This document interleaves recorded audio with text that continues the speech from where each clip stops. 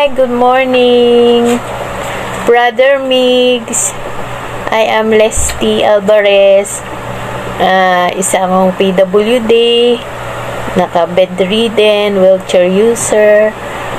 Binubuhat ako pag gusto lang akong lumabas ng bahay.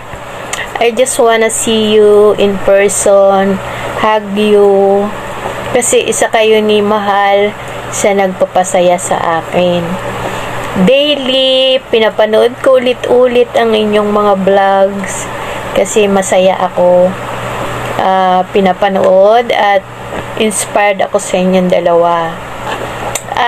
I got an accident 1996.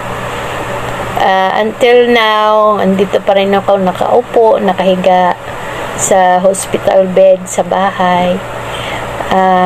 Masaya ako kasi nadagdagan na ang buhay ko uli. God is good, God is great.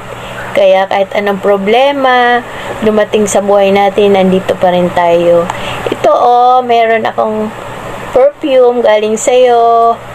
At favorite ni Mahal, yung ginagamit kong perfume. This one. And then, yung skincare ni Mahal, ito rin kaya sana ma-meet kita in person.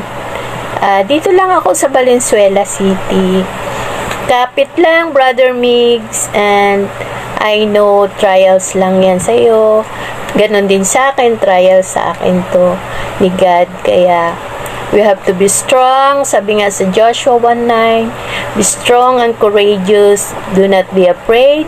Do not be dismayed, for I am your God. I will be with you wherever you go.